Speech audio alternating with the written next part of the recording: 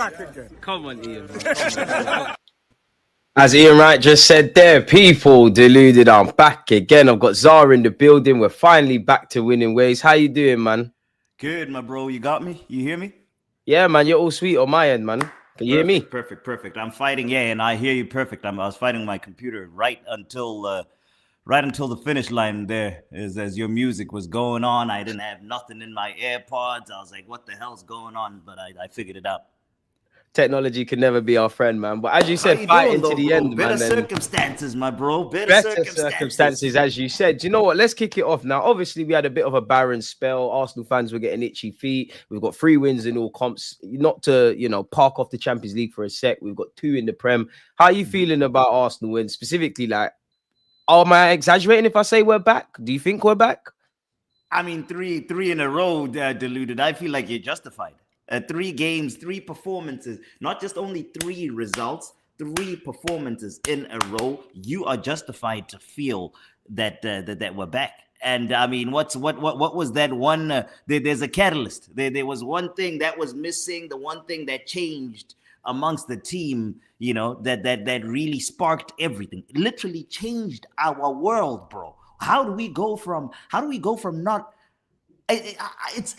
And that's what I just don't understand. I don't understand, and it's what's killing me. And I'm hoping it's not what's gonna kill me in the it is 6 or 7 months from now. Is how does one person just change? We go from not being able to play football to all of a sudden being able to play football. Who's that person? I know who you're referring to, but if somebody's just a bit naive, who are you referring to? I mean, Martin Odegaard. I might get carried away here because 3 wins in a row, give him titles, call him names. The guy might be the best player in the world, bro. In the world. I mean, he's definitely the most important creative player at this moment in time. We literally went from not being able to play football. We look like garbage the period between the 2 international breaks that he was hurt, bro, to all of a sudden cooking. How many goals have we scored? We scored like 14 goals, haven't we? In like 14 goals in like 2-3 games. It's crazy, my bro. It's honestly crazy. Wrap that guy in cotton wool. Make sure he never gets hurt again. Thank God we're done with international breaks until Lord knows March, February, March. So it's I'm happy, man. It's finally there's happiness in my life again. I can show my face around, and now we just need to focus. My problem is I get carried away, deluded. I get carried away. I can't blame you. This is what football's about, man. I need to keep it grounded. Game by game, because we're still in a battle. The mountain is steep, and we're in a tough position where we can't afford any slip-ups anymore. We cannot afford any slip-ups. Are there going to be more twists and turns in the race? Absolutely. Is Arsenal going to lose games? Are we going to draw games? Absolutely. We just need to keep our heads. Yes, they're going to be slips, turns, and all that. Let's just, in those moments, keep our heads. Let's not have an extended period like we did when Martin Odegaard was out again. I think you're bang on the money, man. And obviously, you've alluded to, before I get on to what you just alluded to, because obviously we have to speak about Liverpool and the title and all of that jazz. Obviously, Martin Odegaard, I'm with you. Like, Martin Odegaard's come back. We've probably clicked. But are we being a bit, are me and you maybe being a bit naive to just assume one player's come back in, as great as he is, not to downplay him and everything's clicked? Do you think Mikel Arteta has put the handbrake down or changed anything in attacking regards? Because we've been crying for goals and we've been waiting, and we can't stop scoring now. We're scoring tap-ins, there's set pieces, there's a lot of brilliant things going on in these last 3 games for us. Yeah. No, of course, as a fan, of course, you pinpoint the one thing that's popular and you run with it and all that. But yes, is Odegaard a factor? Yes. Is he the end-all, be-all? Absolutely not. I mean, Timber's looked good. Amazing player. In that process of Odegaard being back, we've pretty much swapped out Ben White for Timber on that right side, and Timber's looked absolutely phenomenal, bro. He has looked amazing. Saka just keeps going from strength to strength. I mean, you know what you get from Saka. He's just different gravy, man. The haters will just because he doesn't do step overs and Bro, then why does it get hate to you? Like, it's unnecessary. Like, obviously there's constructive criticism and all of that, and that's the belly of the beast. But why is it that it feels, for me anyways, that people are very OTT regarding Bukayo Saka? a lot so a lot of factors. So these are just my assumptions. This is Take us just away, what I man. personally think. Of course, the one thing, the motivated. I hate to do it. I hate to bring it up, but we live in a reality situation. The guy is black. That plays a massive factor. A black African plays a massive factor. If he was white English, treated completely different. I don't hear no lies, man. Look at Phil Foden. So that's a factor. Two, the team he plays for, the team he plays which for, is also a big point. One of the biggest fan bases online and just fan bases globally wise, one of the biggest fan bases. We talk a lot, we get very carried away, so people hate us. Two, and three, I mean, the problem is the guy's game is not easy on the eye. That's the problem. Sorry about. Is that a bit too loud? No, you're good, man. You're good. You're good. We can hear you, man. You're cool. That. I'm thinking the guy's game is not easy on the eye. Saka is very, very, very efficient. He's not going to be doing 6, 7, 8 step overs. He does one step over, and once you bite to clear the space, he's cutting in and he's going direct at goal. He's a very direct player. He chooses the easiest path of resistance to goal. Whereas football guys, when people watch, we want to see the whole. All right, the goal is over there, right? Give me a little razzmatazz, give me a little rainbow flick, give me a little thing of unnecessary things. We want to see unnecessary things from your point to the point that you put the point that you're at to the point that you put the ball in the back of the net. We want to see all these unnecessary things, and that's what we think is considered world class kind of thing. Whereas Saka is path of least resistance, very efficient, and the numbers speak for themselves. So when I go out there for the last 2, 3, 4, 5 years, since 2020, pretty much since 2020, when I go out there, I'm on record. Go back on Troops TV. You can go see all the episodes on there. When I go out there and say that this kid is the best, he is unfucking believable. He's better than all these players that do a whole lot of nonsense from when they go from where they're at to the goal. I mean, the one I was poking fun at was Foden and all that, but people were missing my point because of the jokes that I was cracking. Saka is efficient and he's unbelievable. Those for me, those three are three of the main factors that why people hate. And then of course the fourth, the media. Arsenal moves the needle, clicks and all that. So he'll always get hate. And I like that video that you did. Appreciate it. Referring to the TikTok or / I pull it on YouTube as well. But yeah, you're referring to my TikTok. That's another problem I've faced when I entered this space. When I come out here defending him, talk about him like this. After I do this episode, if I was to receive hate, the most hate I receive for the stuff I say about Saka is from Arsenal fans saying that I embarrassed him. When I self-proclaim, I walk out with chest saying that he's world class. I've been saying he's world class for the last 2 years. Yeah, people may not agree, but to call me embarrassing because I'm backing your player, just because of a difference of opinion as well, I find it crazy.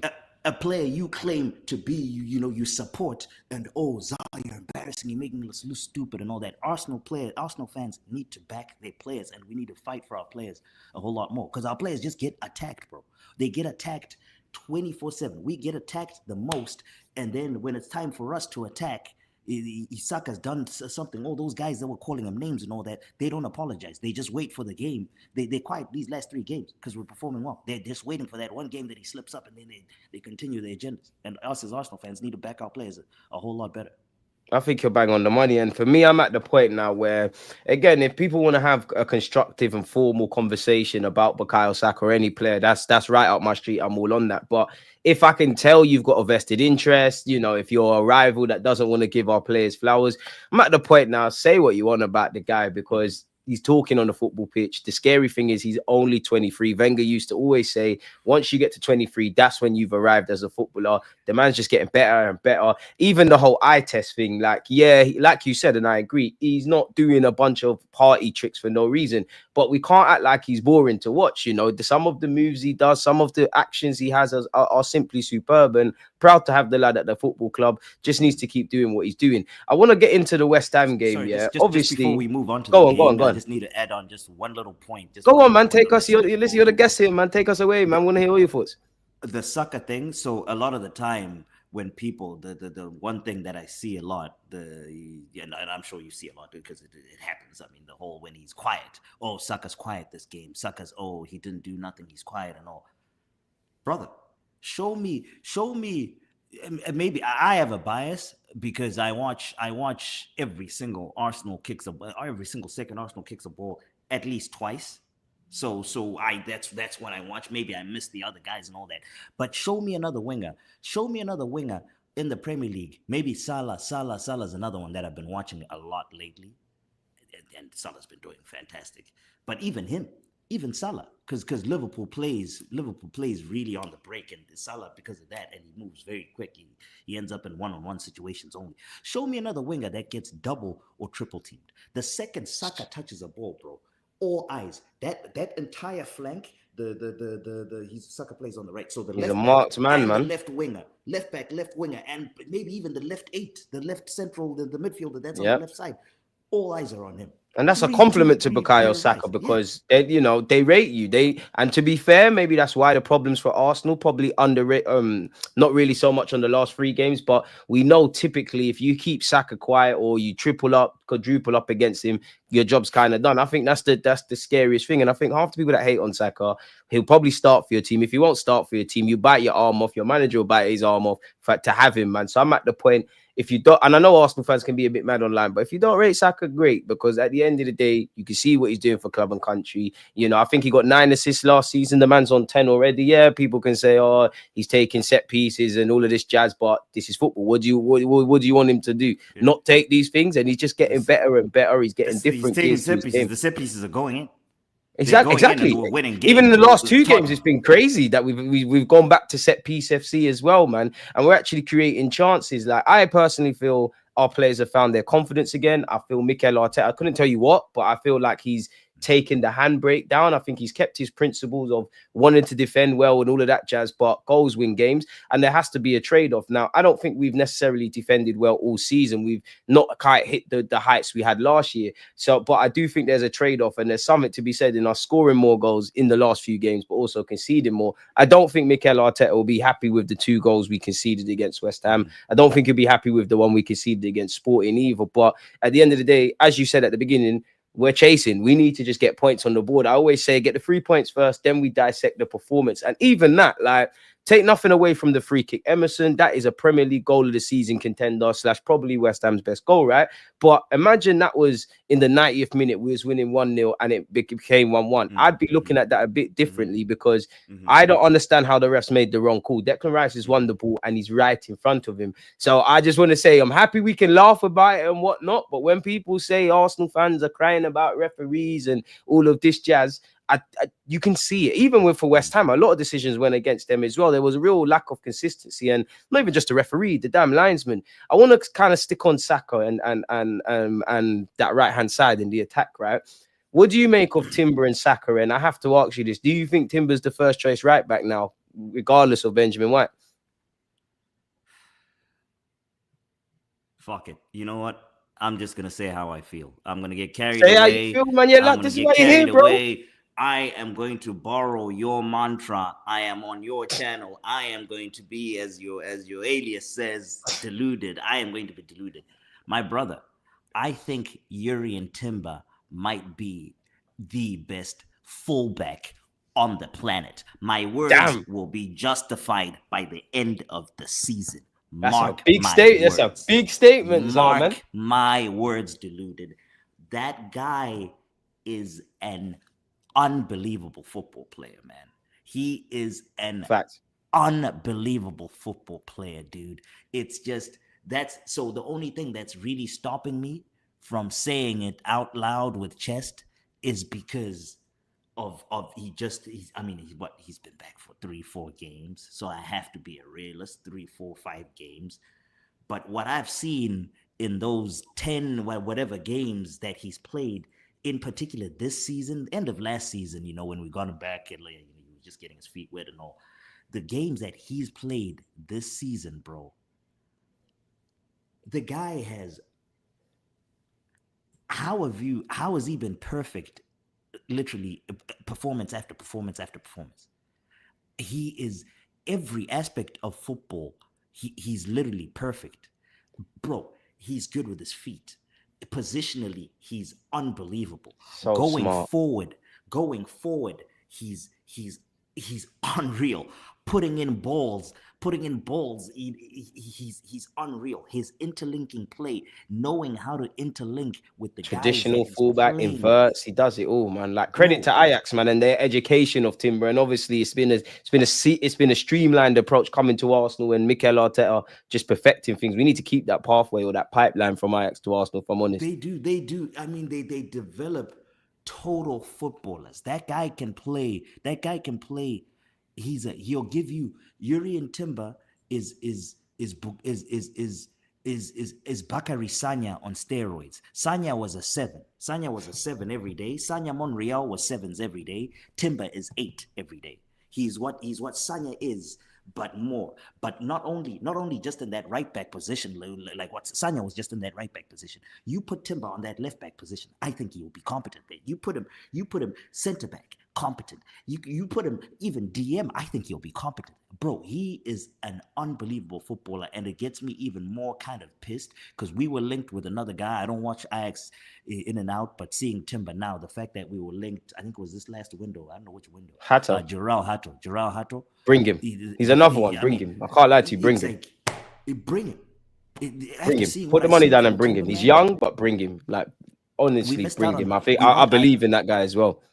I know we wanted Lisandro. Lisandro's the one that we wanted, but thank God we missed out on him. And yeah, it worked out for us, man. I honestly think we could have made the Lisandro thing work. We could have made Lisandro work. I make fun of him at Man United. He probably would have been an inverted left back for us. And that's why I mentioned the Ajax thing, because there can't be smoke without fire. I mean, of all the players Ten Hag signed from Ajax, I don't know how you missed out on Timber, but that's why I look at it, because we've been linked with a couple of Ajax players, Hato, a couple of others, as you said, with Lisandro, and then there's Timber. So there's got to be something beyond the obvious, And to be honest, when you think of Ajax on paper and you think of Arsenal and you think of Barcelona, they're all kind of from this, well, definitely Arsenal under Wenger. They're all kind of from the same sort of tree of philosophy. So for me, I'm all for it, man. The only thing I'd say about Timber at left back is, I think you gain a bit more probably defensively, but naturally he's going to use his right foot and step inside. Maybe it's tactics, but he doesn't overlap as much. And as you know, we've just got issues on that left-hand side. But Timber's amazing. But I have to circle back, man, to the initial question, man. Is he ahead of Benjamin White now? Because before you say, I must admit, I think people need to understand it's a squad game. There'll be fullbacks that go out there to close it and guys that come off the bench. And I think people underestimate Benjamin White's consistency. Where I am more towards Timber is like what you're saying. Like, Timber's just got more to his game. Timber can kind of do everything Benjamin White does. He can overlap. He can underlap. He's clearly better in the final third. But I do think people do this thing where they underestimate Benjamin White for the squad.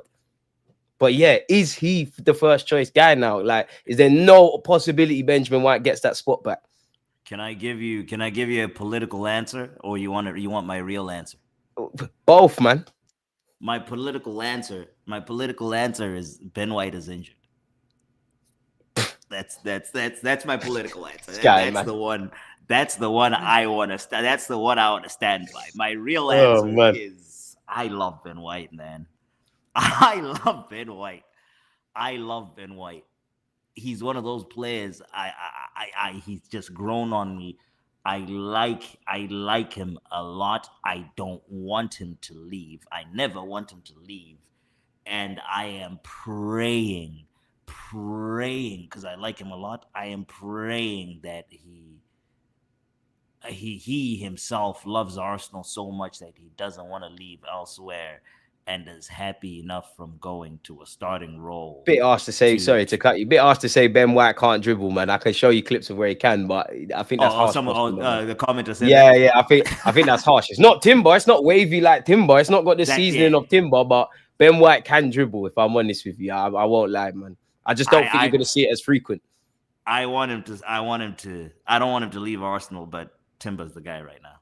Right now, bro. Right now, fit. Both of them fit. Timber's the guy.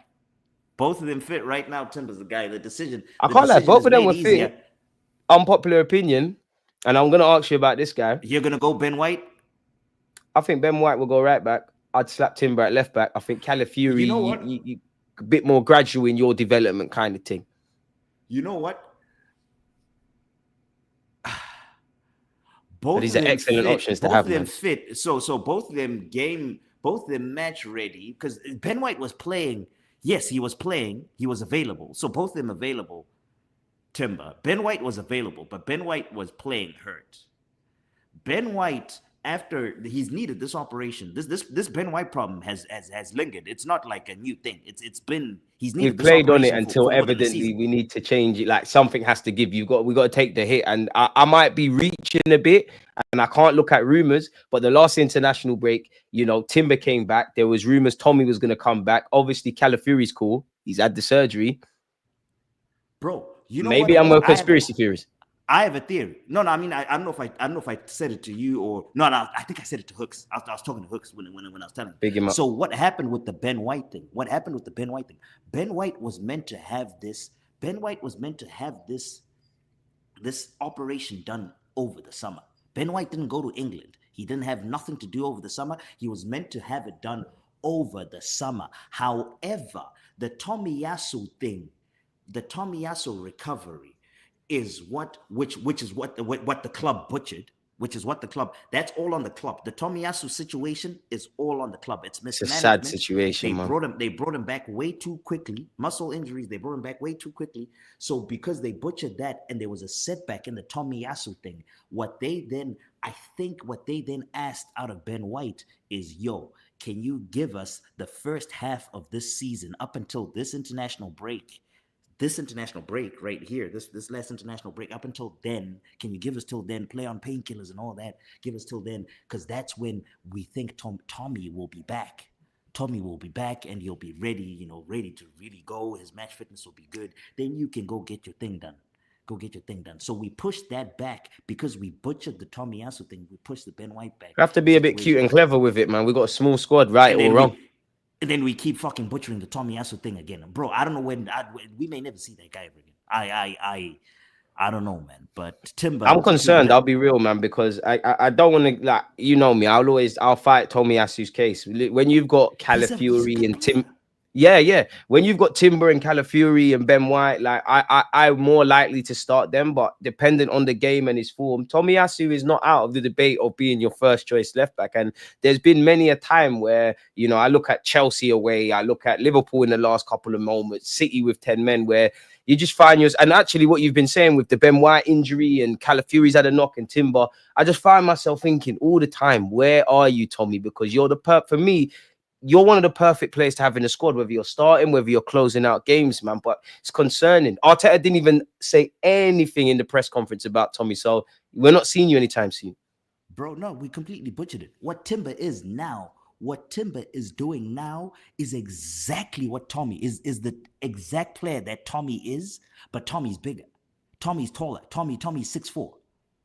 Tommy is what Timber is. It's crazy. We now have like 2 or 3 of these guys. Arteta's trying to turn Calafiori into that too. We now have like 2 or 3. Well, you made a Calafiori as well, man, before I forget to ask you, because some fans, it's very mixed. It's like some fans are a bit harsh and they're like, oh, he's shaky. Me personally, I like him. I think he's a typical Italian defender, but at the same time, I think he's a bit rash. He's almost like an Italian bull in a china shop. And there's some times where I think there's just literally minuscule things that he can get out of his game that puts him under pressure, in my opinion. But I got time for him, man. You know what he is? He's Gabriel Magalhaes. Gabriel Magalhaes. I see why you say that. There was always a player there. You could see there was always a player in there. You could see it from the beginning. When we bought it, and you can go back on Troops' channel, you will see it. I said this guy is going to be a top defender right from the get-go. However, the one or two mistakes that he made in a game, because of what he is, defenders, a striker's mistake is missing a chance. Because a striker will get 4 or 5 chances in a game. For you to see a striker's mistake, he has to miss those 5 chances in a game. A defender's mistake is messing ball up in the once. back of the net. And the ball usually goes in the back of the net. When a defender makes a mistake once, you see it. That's what's happening to Calafiori. That's what was going. Remember when people were like, oh, Bozo, Magalhaes, Bozo Gene. Him and Trossard did switch off for the first West Ham goal, if I remember correctly, to be fair. Yeah, that's it. Yeah. And that's the first goal, the first West Ham goal. That right there, what's his name? He was too tight. Calafiori was too much inside. He was too tight. He's unaware of the runner, and that's happened a couple times. That was there against Leicester. So you know what? Calafiori, because he was too tight to Gabriel, that forced Trossard back. And it made them. Trossard was in the defensive line. Trossard should not have been in the defensive line. Trossard should have been up ahead of the defensive line. Calafiori should have spread out a little bit, moved a little bit further wider. What's his name's run would have been detected if we were set up as a stagger like that. Wan-Bissaka's run would have been detected way earlier by Trossard, so he would have had to run up. If Trossard was in his actual position, he would have had to run by Trossard, who he would have detected, and then Calafiori, because he's not so tight, he actually could see Wan-Bissaka. So it's little things like that. That's what was happening to Magalhaes. He was getting the red cards and silly little mistakes, but there was always a player in there, got that out of his game. And now look at him. Now look at him, like one of the best defenders in the league and in world football, man. Big up Gabriel Magalhaes. Calafiori, a superstar, that big, to be able to move that well, to be able to be that techie, bro. Players that are that big should not have the level of technical ability that he has. And I think once he gets used to the league, the pace of the league, the fact that you'll get punished easily, once we get that Bozo gene out, he's going to be one of the. Do you think he's a centre half long term? Because I think big up L Bags. I think this comment is quite interesting. In the modern day, you have to be multifunctional, but he can kind of play in both. Obviously, almost exclusively played left back for Arsenal. So he said Calafiori's not a left back as well. Can't see it long term. Where do you stand on that? Do you think his future is probably in Gabriel Magalhaes' place or in contention for such? Here's the thing. So we don't really play with a centre half. Yes, he is. He's more traditionally. He's more a center half than a wing back traditionally. However, how we set up and how we play is you play in zones. Offensively, you play in a zone and you defend a zone. So he is a one-on-one defender. He's a one-on-one defender that plays on the left side. That's what he is. He's a one-on-one defender that plays on the left side of the field. So depending on how you set up as a team, you can use him as a left back, or you can use him as a left center back. When we go forward, we usually leave 3 guys at the back. We have the right center back, the guy in the center, and then the left center back. He can do that job in that defending that left side. And as we've seen too, steps in and does the inverting thing too. I've got a lot of time for Calafiori, man. I've got a lot of time for all our defensive depth, because it wasn't just too long ago people were saying Pablo Mari is better than Gabriel. Pablo Mari and Holding was our best centre-half partnership. I don't want to waffle about the paths, but I don't forget the trenches, bro. So to be talking about Benjamin, Saliba, Gabriel, Calafiori, Tomiyasu, Timber, and such is the quality, I'm probably missing out some. I'm happy for this, if I'm honest with you. And if there was one place I would say I'm happy about Arsenal, it'd be our defensive ranks, even though, unpopular opinion, I think we could do with another defensive recruit, but that's for another day, man. Someone had a question. I want to kind of find this guy deluded wants another defender, bro. We need a striker, my bro. Get all of that, but I just look at it and I just say, I look at this, even this festive period, right? You've got Timber and Calafiori, who we have to be very cute and clever and manage their minutes. And, we're only, God forbid, something happens to them. Partey, Lewis Skelly, these guys are going to have to be used at fullback. Benjamin White, for the last 3 years, had to play with a knock. I would just like, and then obviously you've got people like Zinchenko and Tommy who pick up knocks, and Kivior, who might not be here. I know Lewis Skelly can play in these roles, but I wouldn't be against a Timber or Tomiyasu versatile defender or someone like that. Just another one in the squad. But you are right, like, striker, winger, central for me, different kind of profile central midfielder. These are all things we need to do, man. Someone said, DG, do you think Out Nori would be a good left back for Arsenal with Timber at right back? I like Out Nori. I like him going forward. I think defensively there's so many, there's a lot of problems, but I like the theory around it. Where would you be at with the Wolves? We have a Night Nori. His name is Kieran Tierney. I mean, I've seen Out Nori actually invert, so I don't think Tierney's with that, man. But it was even nice to see Tierney. Okay. The actual inversion. Okay, the inversion part, I guess. But I mean, wait, did he mean him more in the traditional wingback role? Is that how he was? I reckon so. I reckon so. I like Out Nori, man. I'm having Out Nori. I mean, the theory of Timber and Out Nori would be good, but I just think for Out Nori, Wolves are gonna charge him a price and a leg, and for the arm and a leg, and for them kind of prices that they're gonna ask, I think we could put those significant funds towards, as I said, the central midfield, as you said, the striker. I need another winger, etc., etc. I want to ask you about Gabriel Jesus and Sterling, man. Like, where are you at with them? Because it don't look good, man. And I want to give a shout out to Mikel here. He's getting a bit better.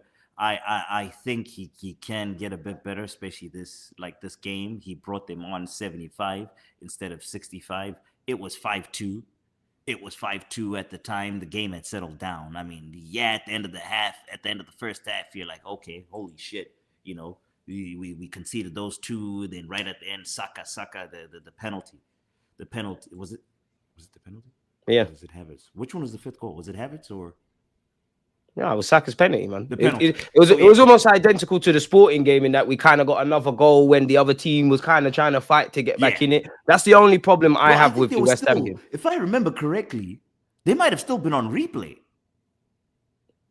If I need to go back, if I go back, there's so many 7 goals in 45 minutes. It's difficult for us to chronologically order them. Which one it was. There was. If I go back and I watch on my live stream, I was talking about the previous goal and then another one went in. But I think that must have been Havertz's then, because it must have been Havertz's because we scored one and then Trossard put that delicious pass, and we've got to speak about Trossard.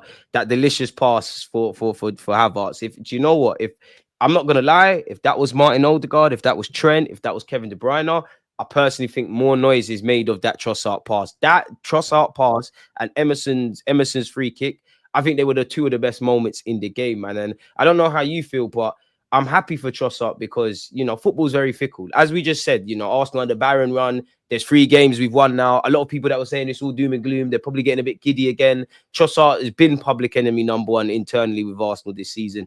In the last couple of games, he's bagged in it. So I'm happy for it. I'm actually happy for Trossard in particular, man. Very happy. He's in a difficult position too. He's competing with the guy that's a fan favorite. He's considered. Yeah. He's considered. People treat him like he's and I'm not saying this in a bad way. I'm not saying this in a bad way, by the way. People treat him like he's a Haylander. So that's how highly Martinelli is considered. So when Martinelli does well, Martinelli puts in. So Martinelli's 8.5 performance, Trossard's 8.5 performance. We will hear more of Martinelli's 8.5 performance because he's just a total a popular guy. And yeah, that's unfortunately the sword that Leo carries. And I also think, I don't know if that's the thing, is I'm trying to figure out if Arteta kind of shares those sentiments.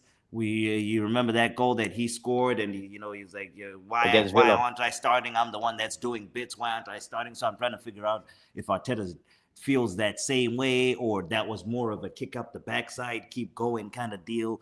I don't know, but all I can say is he is a phenomenal player. I think we should offer him. I saw there were rumors of the contract. I am happy that we're offering him a contract. We should keep him. He's one of those total football guys that can play anywhere. People forget. I still maintain I think he's the best finisher at the club. It sounds dumb because I don't think across the season he would get the most goals, but I think he's the best finisher at our club. Like, I genuinely think currently he doesn't get into the opportunities as much as he doesn't get the opportunity as much as those guys rotating. He gets moved around a lot, bro. That's the problem, is that he can play everywhere. Thank the Lord we're not seeing him in the 10 anymore, man. I think I don't want to see that one again. But yeah, left ring, right ring, that's you, Trossard. False 9, that's you. false 9, 10. He's played everywhere this season. False 9, 10, right wing, left wing. He gets moved around, plug and play. He's a plug and play guy, and we need to tie him down. And yeah, no, I was happy. That pass was brilliant. The pass for the Havertz goal, absolutely brilliant, as you said. Quick look up. I forgot who. I think it was Odegaard that gave him the ball. Stole the ball. I'll be honest, I can't even remember who gave him the ball. I just remember Trossard's left peg, just finding time, man. Quick look up, boom, in, perfect, Trossard. And we're gonna need those guys, bro. Doesn't need everyone. Guys, you alluded to. So we were about to chat about Jesus and Sterling. You alluded to them two. As I said, Arteta, bro. He's doing a bit better now. He's 75, 65. I think he should have brought him on 10 minutes earlier. I think that game was done. At halftime kind of thing. You bring him on. We need every single one of those squad players. We need them. We're going into a period where we're going to be playing a lot of games, a lot of very important games, bro. Sterling, we need you. And that's the thing, is stop giving me these stupid press statements where you say, I owe this guy game time. I owe this guy game time. A lot of games. It's on me. Yeah, look at that. Fulham. Bro, there's a lot of games. We are playing a lot of games. So even from now till the whole season, but let's just focus from now till Jan. There's bare games. That's like January, yeah. Zagreb, Wolves, bro. So stop telling me this nonsense every 4 days of this guy is doing well. Oh, I owe him game time. It's on me. So freaking play him. We were up 5-2. Why did he come on? We were up 5-2, deluded. Up 5-2. We were up 5-2. We play Wednesday. We're up 5-2. Why is he not coming on 60 minutes? Why? He came on 75 minutes. That's when the changes came on. 75 minutes. Why weren't they at 60 minutes? We are up 5-2. We play Manchester United in like 2-3 days. That's my one and only beef. And they need the minutes. And because of that, I need to keep reminding myself that these guys, Arteta's leaving them until the 75 minutes. So when he then comes in 15 minutes and doesn't get going, and I get angry, and then he comes in next game, 10 minutes, 5 minutes, doesn't get going, I get even more angry. I start hating on these guys because of the circumstance that they're in. A player is not going to do well just coming in 5-10 minutes. Football's about rhythm. You need to play. You need to, especially coming off injury, especially if you've been struggling, you need to play.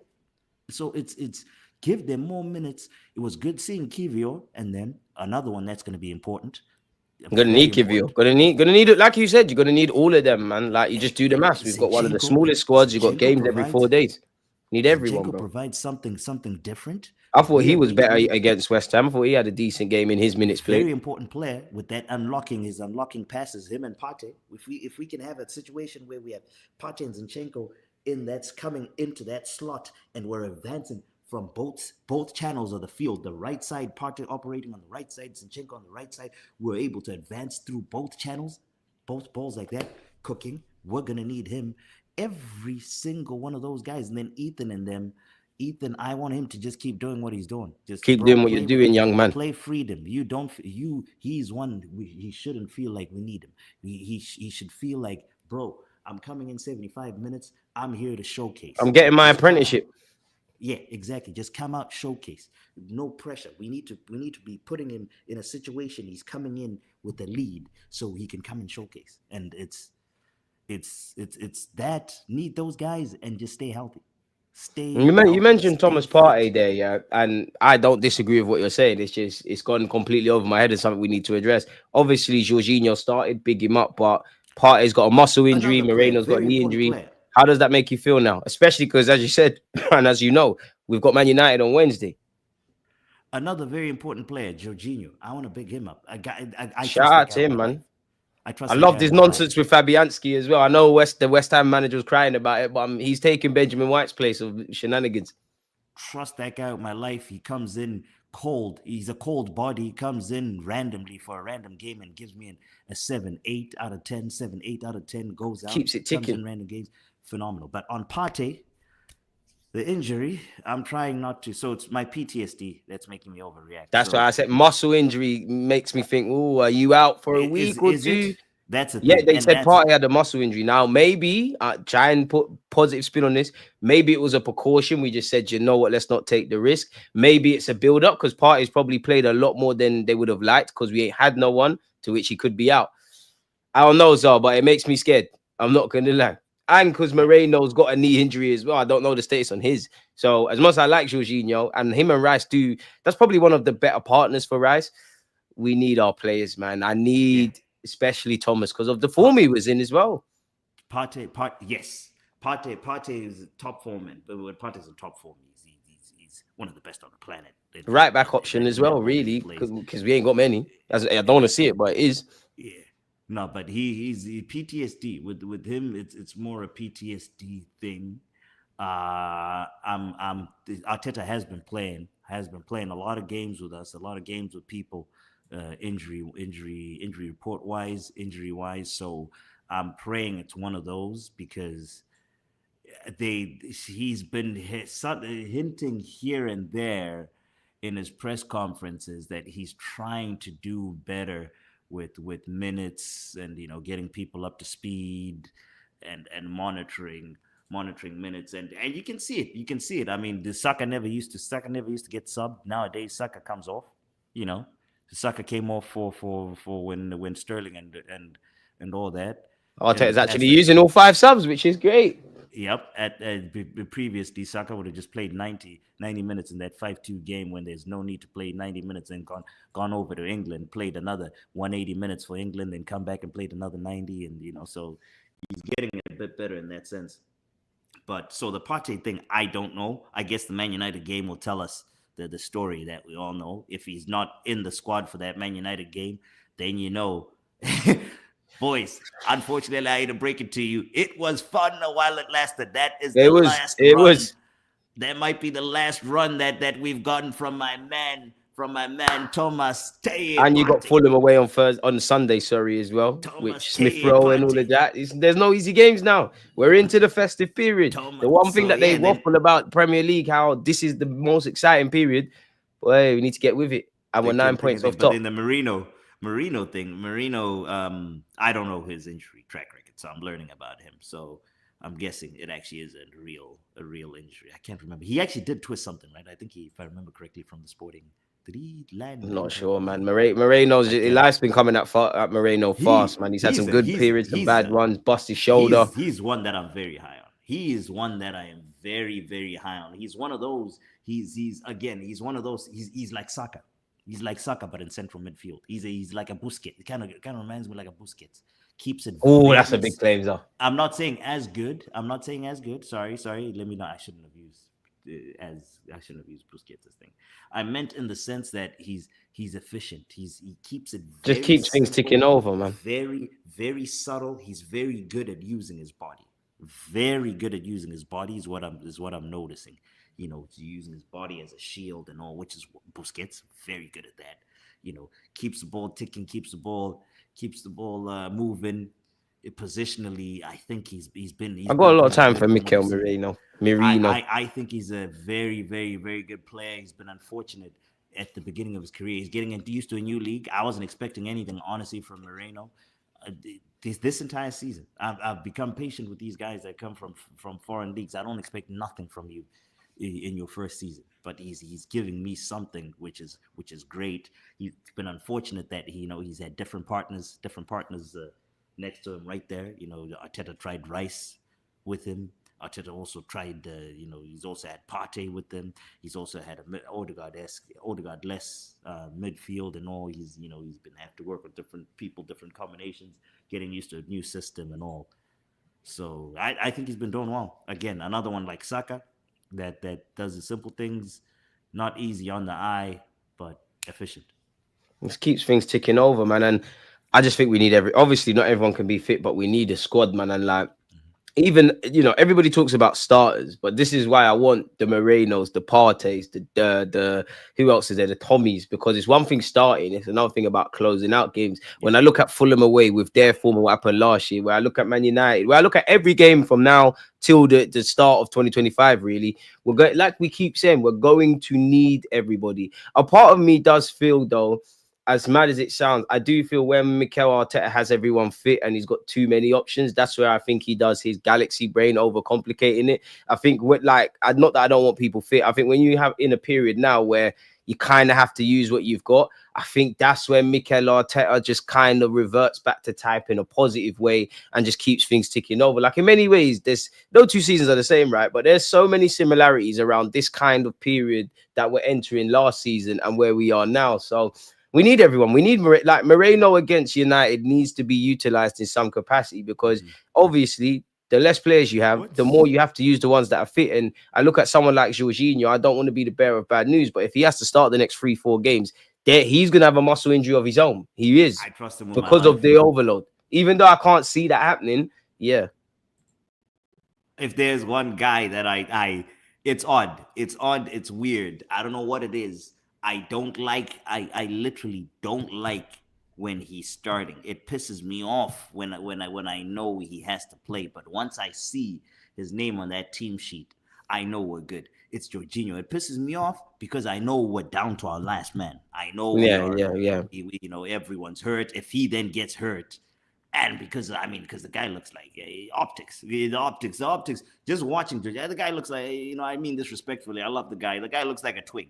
So it's like, oh shit, when is he gonna break in half? That kind of thing. And I mean that respectfully, Jorginho. I really do. It's that's, but he just shows up, and yeah. But I am with you. It makes me nervous. Where if we are gonna demand 4 or 5 games in a row, and this ain't the 4 or 5 games in a row where it's 1 game a week, bro. We're in that Christmas period where every 4 days, man. 2 games a week every 4 days. Takes 48 hours allegedly to recover fully from a football game. So the whole squad's going to need to be used. 72. I heard 72. But even if it's 72, it's a lot. Then you've got that. You've got 24 to 72 hours. So there's more minutes in the legs. It even reiterates the point of us even more. I don't want to talk about January because we're not in January and we should have done certain things in the summer. Brother, that's a long way. That's like 7 games. That's so much games can be won or lost. A lot can change in our situation. I can see what I'm saying. For a striker. I'm crying for a striker now. I was on you. I was on you for even thinking about a defender deluded. But guess what? In those 7 games, who knows? I think the priority probably needs to be a central midfielder, man. Are we going to see rotation on Wednesday? I don't think, regardless of United, it's not a game for the rotation. I don't think you're going to see what he did against Forest. I think you're going to see the strongest team possible, probably, maybe even the same 11 that went out there, give or take. I don't know. It feels like United's a game for, not that Trossard can't do great stuff, but I think he might lean on Martinelli. But again, it's a game for the bench, really. So we're going to have to be cute and clever. Shout out Lewis Skelly as well. We're going to need him. For this period, we're going to see... I think he's gonna try settle as much as he can. Injuries, of course, and schedule. He's gonna try settle for an 11 that will go out there, that will start games and go out there, and hopefully, the situation happens where this last game that we played, West Ham. We need that, man. We need that 60s, 70s, and all that. But we're gonna see. I don't think he's gonna tinker that much. I think we're gonna hunker down, see something similar, maybe here and there. The only tinkering I see from Arteta in lineup wise, players wise, when everybody's back and fit, where he'll probably change depending on the game. He'll change this person, that person is probably on the left side with Trossard and Martinelli. Those are the only 2 I see starting, but the other 10 spots, those I think are pretty much set. Saka on the right. He loves Havertz. If Havertz is fit, he loves Havertz. If Havertz is not fit, be real, the team kind of picks itself. Realistically, the midfield, and we just need to get 3 points. Like if we was in woeful form, then people can get games. But best team go out there. Midfield, I'm very interested to see when everyone is fit and ready, what he's thinking, because now he's because Odegaard's back. He has that right spot. I'm interested to see what he does with the other 2, the 6. It's Odegaard, Rice, and then it's Jorginho, Moreno, Partey. Depends how you look at things. I would go with Thomas as much as I like Moreno. I do think naturally, because Partey's deal's running out, he'll try and make it Moreno, Rice, and Partey. Let me ask you this. Let's take away the name on the back of the jersey, right? Let's take it. So we said Odegaard's the one that's set in stone. So for me, Odegaard's the one that's set in stone. I think everyone, including Mikel Arteta, Odegaard is playing. let's take away the name off the back of the jersey, right? Take away the name of the back of the jersey, the fact that we bought him for 120 million, 120, how much was whatever Rice was, 120 mil, name on the back of the jersey, the pressure of the fact that because you bought $120 million signing, he has to play. Let's take away the fact that he's English. Our midfield three, looks wise, just looks from what you've seen, these games that you've seen in that season. Rice is in our midfield three as an 8. He's gonna, for me, it's a 6. It's that Liverpool. So Partey 6. sits. Partey, the six that's been playing the best, our best midfielder the whole season sits. Both of them, man. Like, realistically, in a game of football, like, you could be the 8 or you could be the 6. At some points, the 6 is going to be further than the 8 and vice versa. It's just, you just got to have communication. Really, so I was trying to force you to say a take. This is my own take. That's the thing. At those conditions that I gave you, take away all those other circumstances. If we were to pick a midfield 3 right now, right here, right now, for me, right now for the next game, a midfield 3, all our guys available that is best for Arsenal Football Club, I don't think my midfield 3 features Declan Rice as a starter. Me, I got Rice in there. I just think Rice. I just think I feel a lot more comfortable with Rice. I love him, and that's not me saying that he's easy. No. You're just giving your opinion. For me, it's Odegaard, Rice, Partey. We're in a position where I think all 4 of our midfield guys are playing pretty well. Playing very well. Odegaard being the exception, where he's just on a different level and all. And it's we're blessed to be in that situation. Rice is a phenomenal player. I think he's a phenomenal player. I agree. I think Partey makes play, and the players Partey say it. I think Partey makes everybody play that much better as well. Ballers can always play with ballers, but I look at Partey. If there's one criticism, it's not even that you're bad. It's just you can see you're physically declining a bit. You are struggling with that other side of the game. You still think you're 20 years old. Like, he thinks that you got to be humble now, uncle, man. You're getting on a bit, man. You're now 30. You can't be taking up positions that you used to take up as a 22, 21-year-old because you were the big, strong guy that was faster than everybody, that was stronger than everybody out of Ghana. Bro, that's all weighing down now. I'll always advocate for Thomas in the team because of with the exception of Jorginho, because that's his skill set, but he's not there. Partey is going to break lines or play them balls forward a lot more than Declan Rice. And he's got that in his locker 20 times the ability that Declan Rice has. He's going to do that a lot more than you. You're going to do that. You're going to do that a lot more than Moreno. These are more kind of dynamic engines. You probably see Rice run off the ball a lot more. Rice is quite conservative. But for me, my first choice, I like Moreno, but it would be Odegaard. Odegaard, anyone that's got eyes, you see why the class region plays. Declan Rice, I just think you make us feel a lot more comfortable, and you do have that ability to get up and down the field. And Partey is a unicorn or an octopus, as they refer. Like he's just a quality player. Like he's quality. I know he's injured right now, but he's probably been our best performing midfielder of the guys in the pivot. I do think he'll go with Moreno, Rice, and Odegaard at some point. Yeah, Partey's being weighed down. I just want to see Rice back at 6, bro. I know, I see it coming. I know exactly what's coming. Partey is the easiest one to drop out of the crew, but 100%. It pains me, but bro, they have me feeling good again, bro. Deluded. This team, man. This team is why did Odegaard? I swear that Norway. If I ever meet that Norway manager, bro, the fact that he was laughing, busting jokes after it. We ain't got time for your funny jokes, blood. Arteta's not going to be happy with me about this one. If I ever meet that guy, bro, oh my God. Ruined. It's like what honestly could have won in the close. Well, I don't think I'm beaten, but close to. We have to. Well, the mentality is we have to go beat because 9 points, bro. 3 games. And how confident are you on eclipsing Liverpool to this now, man? Because realistically, we probably have, like in the circle said, we probably have to win at Anfield. They will drop points, but we cannot drop points, so we have less margin for it. How confident are you at they look unstoppable right now? I wouldn't say they look invincible, but they look unstoppable. Listen, we were talking about Arsenal in our own bubble, in a vacuum. Let's now actually get to reality. The looking around.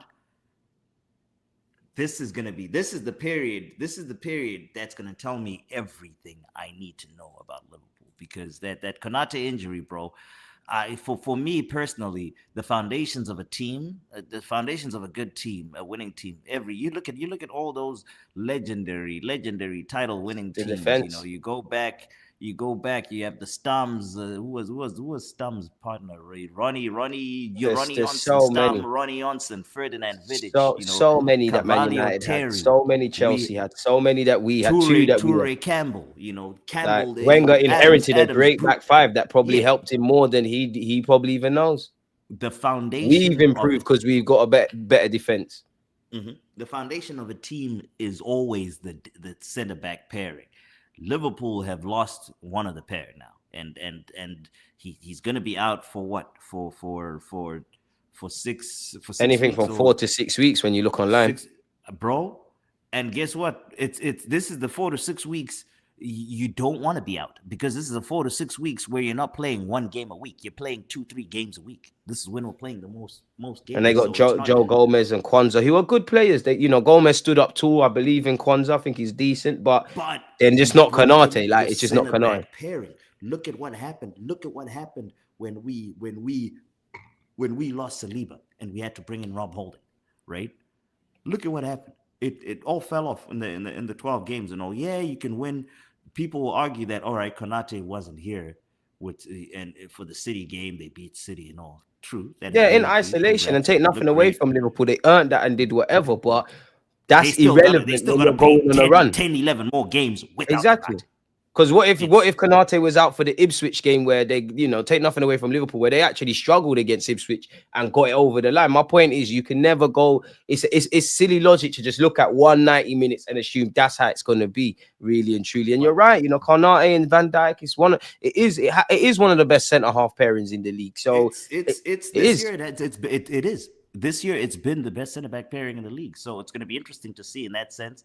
But what they've done so far this season is unbelievable. They are the favorites. The fact that this guy, this is a modern day. This is what managers should be doing, I guess. When people get fired, when you come in, don't come in and change anything. He really hasn't. You can't change. I think on one hand he couldn't really change much because he didn't have a window, and on the other hand, you're right in that.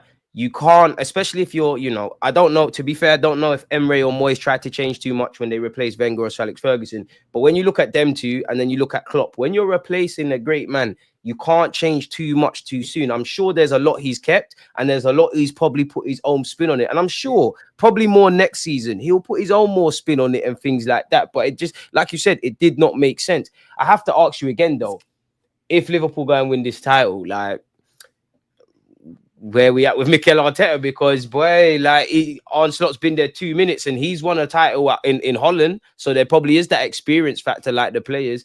Where we at with the gaffer? If we've let a new manager rock up, win a league title, not been able to take advantage when you see what City are doing right now. Surely some uncomfortable conversations. I'm not even saying necessarily sack him. I'm just saying there's got to be some uncomfortable conversations. If Liverpool wins the title, we better be in the Champions League final. No, fuck that. We need to be winning that, my guy. I'm not even saying I'll necessarily sack him, but boy, I'm here's what I'll say, Deluded. I don't think I will personally hound Arteta out. No, I wouldn't hound him out. I don't think I will. Are you just a I don't think I will be at the forefront. Will I be a supporter of the movement? Maybe. I won't be at the forefront of the movement. Absolutely not, because I like the guy. I went to war for the guy. However, that being said, we either need to win the league or the Champions League, or I think we move on from it. It was still 4-play FC, man. And for me, I rate Arteta. I rate you. Money's been spent. You got a new contract. We do have an exciting project. We do shoot ourselves in the foot and then go on runs. But I just worry about the dynamics, because Liverpool still got a lot of rebuild. There's players that could be leaving. Even that's all irrelevant to this season. If they win the league, that's cool. Liverpool on a rebuild, and they've done what we didn't, right? City, Pepper said, I'm not going anywhere. Man United, I don't know what they're happening, but assuming the worst, Amarin gets them back on song. Chelsea are not lying down for long. Bro, I'm scared. So exactly. So I'm looking. It's not even that I'm scared. I'm just looking at the dynamic. Everybody but Spurs is serious. They're all getting their house in order. I feel within this season to the first title challenge, so within the 3 years, this could have been something to take advantage of. We had a sweet spot. Like I said with Liverpool, I'm not saying Liverpool are going to fall off, but they might fall off when Trent and Salah and Van Dijk and all these guys leave. But assuming they win the league, they've been able to bag something, etch their name in history and keep it moving. We still haven't been able to do that. And it's like, because I rate you, Arteta, I rate what you're doing. I have to hold you by high standards. How many times are we going to be the bridesmaids but not, get married? How many times is it going to be foreplay but not penetration? Like, how are you the guy to get us here? And then you're not you're the guy maybe to win a league title in a few years when you got, a bit more experience. But are you the guy to take advantage of it right now? Wenger earned my patience. This is what I'm saying. Wenger earned my patience. That's why I was very patient with Wenger up until the end. Arteta, I don't know why. Arteta, I'm very patient with him, but he hasn't earned it. I like him a lot. This is the thing. Like, he frustrates me. I like him a lot. But then when you think of it, but how far does the patient go? Like when everybody is having at him, you're just like, I'm defending him, but it's like, dude, maybe because it's like, fuck yeah, we need to win. And even that, ZAH, sorry to cut you, but it's like, even when you talk about defending Arteta, and I'm not talking for the positive toxic guys, Arteta sexuals, I'm not talking for the negative ones. When you're just speaking to many Arsenal fans, like, big up you lot in the chat, like, just balanced fans, some might veer towards sacking him, some might not. But when you want to talk to balanced Arsenal fans and we say defending the guy, what are you defending? The only luxury I will defend Mikel Arteta is, I think you can't just blame one single entity, whether it's the players, Arteta, or the Cronkies. We're all in this together. But it's like, what is there to defend? Yes, you play good football. You're a genius and you do all of that. But if I caveat that, bro, you should be doing that. You should. You're managing Arsenal Football Club. Arguably anything from first to third best team in the league. You should have many solutions. You should be improving players. You should be difficult to beat. You should be doing all of these things. So it's like, when I break it down, what are you defending? As you said, rightly or wrongly, because I was the same. I was a Wenger apologist to a degree. What are you defending with Arteta? And I'm not saying this to get on his back, but when you break it down, ZAH, what are you defending? If that's the conversation, really, like, what is there to defend? Apart from, people will say, yeah, but remember when we was back-to-back 8th? One love for that Mikel Arteta. Many people will say, Ramsdale, Tierney, this guy, that guy, they did well for us, but you weren't the guys at the time to take us forward to that next level. So it's like, what are you defending? Yeah. And how far does it go? I hate Everall, but he is right. He's always next season, bro. It's just, he's just gotten. That's so I'm patient with him because I genuinely believe we and that's the thing is I try my hardest not to fall for the gaslighting internet narratives and narratives from other fans. I genuinely believe we really just got unlucky. And that's what pains me. That's what pains me about the Arteta thing. If we hadn't gotten unlucky, if 2 seasons ago, if 2 seasons ago didn't go as it did, right? If we didn't end up in that position and Saliba, boom, and maybe we finished, let's say 6th or 5th 2 seasons ago, the first run that we made, I would have wanted him gone then, I think. But it's I don't know. For me, he brought back. He's a controversial one in terms of the fan base, but I feel like he brought back a bit of a feel-good factor on the one faction and was slowly winning over people. And it's just that trophy where people want to. I feel like people don't want to like Arteta. Actually, yeah, fuck that. I changed my mind. I take that back. People don't want to like Arteta. They don't want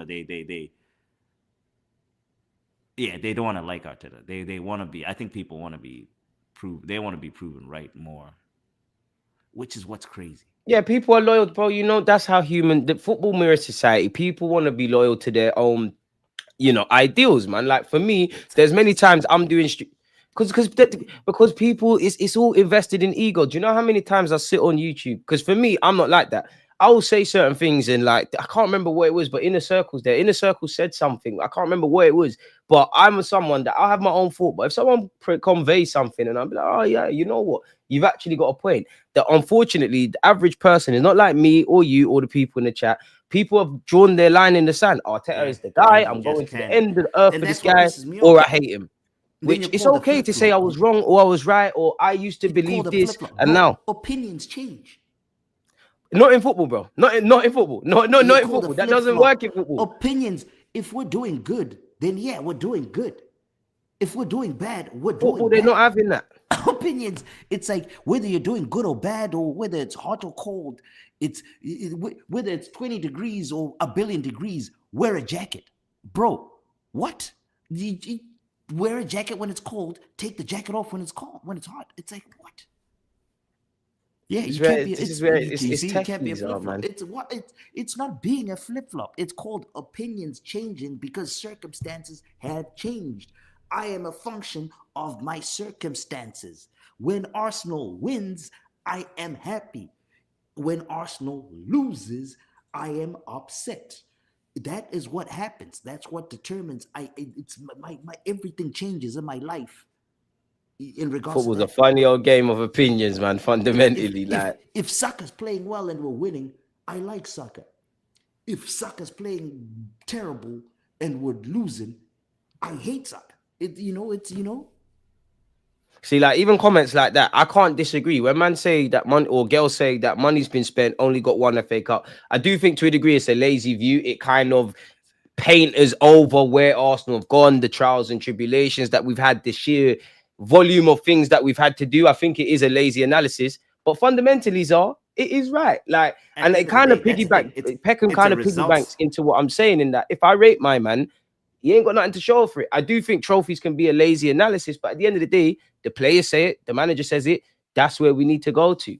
It's a results-driven business, and that is the end all be all. That guy's comment. Results dictate the narrative. What did he say? The 6 years. The two comments ago, 6 years and all that. Yeah, why would you want to keep a guy who's been in charge, spent 6 years and all that? And I hear you. At the end of the day, it is about lifting trophies. At the end of the day, it is about lifting trophies. But life, again, is not a linear. So that is a linear way of thinking. That is a straight line way of thinking, which in an idealistic world, yeah, all things equal, absolutely, all things held constant. That's it.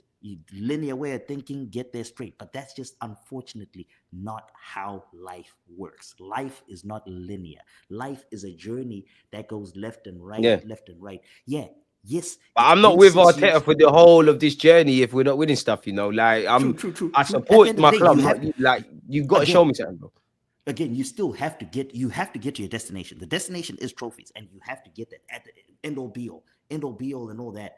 But to say so what then I don't like. It's like if we was on a journey, to piggyback off what you're saying, if we was on a journey, the last 2 seasons we've been driving and it's like we've got a puncture now, fix the tire, let's go. The ETA is taking long now. So where my beef comes in is to say that to put up Arteta's stats and then to put up another guy and say that this guy did it in 2 years. Arteta's is 6 years, spent this, that, and he hasn't done anything. That's just not how life works. Again, journeys are different. It's not linear. Circumstances are different. The other person that you're comparing Arteta to is walking into a completely different situation than Arteta had to walk into. We had junk that we had to clear out. Yeah, he had to. That's where I'm with you in that he stripped it all back. I give you that. Like Arteta, you stripped it all back. We had to go back to basics. Now you have to win. Yeah, but now, but that is. It's not that it's irrelevant. We've moved past that now. The last 3 years, including now, it's trophies. Can you get over the line? Yeah. Premier League, you flirted with it. You finished 2 points off. That never happened. The first year we fought for the title, fair enough. It might have not been expected. Didn't happen. This year, a lot could happen, but reality is it's out of our hands. Liverpool will drop points. That assuming we don't also, they're 9 points clear. Champions League, I'd love to sit here and say we're major contenders. And while we're in it, might as well try win it. I think our squad is built for it.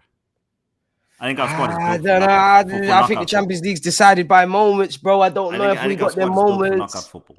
And I think our squad is built for I don't know, bro, because if it was built for knockout football, we might have more trophies. I don't know, man. Saka will be our moments. Saka and Odegaard will be our moments, people, I think.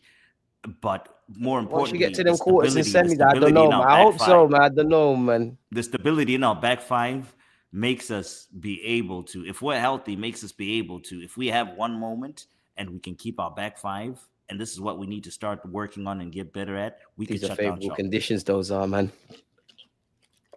I don't know. I'm deluded again. You got the Real Madrid, you got the City. I really think we're built for the Champions League. I'd rather win the champs than the Prem, innit? I describe the Prem and have as improbable, the champs as impossible. Of course, you have some sort of chance of winning the champs, but I don't know. I do think for Arteta's sake, you've got to try and win this League Cup. At the end of the day, you're in the quarters, but many people flip the goalpost if you win that and an FA Cup and say something. So it is what it is. And you're right on the Klopp thing, but this is why with Jurgen Klopp, you can't underestimate previous working experiences, because Arteta is, and that's why I'm a bit harsher on the club now, because at the end of the day, this is Arteta's first job. You've done well to get to this point. Klopp's obviously got other experiences. He's used to battling Dortmund and doing the underdog thing. People forget Arne Slot has run an Eredivisie title. Of course, it's not the Prem, but there's a level of experience that's transferable. And also, you've got players that people were saying Liverpool are finished, this, that, and the other. That could be true. But last time I checked, the vast majority of those players have won major things. I want to see what this. Sorry for keeping your super chat up here, man. What? Deluded. This is the stuff that I hate. This is the stuff that I hate, because we were. This is how life is. Unfortunately, we were literally 5, 10, 20 minutes away from all these comments that have been coming in, right? Since we've been discussing the Arteta section and all that, and the stories and all that, we were 5, 10, 15, 20 minutes away from all of this, all these questions being irrelevant. Life literally comes down that the 6-7 years that they're talking about, or that we're getting dissed about, came down to that last game of the season yesterday. But that's why they say history is only written by the winners, man. Like, you win, you control the narrative, man. And the sad reality is, you're not wrong, and I definitely agree, because you need to look at the full picture.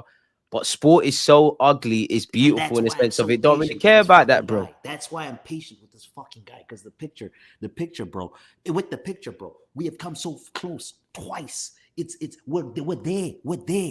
And then it falls off right at the end. And that's my part. I consider the full thing. And then guys like that, which I probably should shift to that, I guess. Just consider the fact that at the end, did we do it or not? One love for the super chat, Brian, man. 2 questions for you before I let you get out of his. Brian, one love for your super chat. Sorry for leaving it up there for a minute. Do you guys think that Partey is playing better in the 6 right now than Rice in last year? It's a difficult one, man, because I think Rice is fundamentally going to be praised for doing different stuff in that 6. It's more the dynamism, the winning the ball back, all of that. Partey can obviously do that, but Partey's got a lot more about him on the ball, kind of what me and Zah were saying earlier, man. I alluded to this earlier. Partey is our best 6. I don't think Rice is. He is pound for pound fit. He is. He's got everything. Like, obviously, he's not Jorginho level of passing, and he's quite far off, but he can do a bit of that Jorginho stuff. He can do what Declan Rice is doing and whatnot. Declan can't do what Partey does on the ball, much less Jorginho. Moreno's kind of 5s and 6s and 7s at many other things, but it's not really him.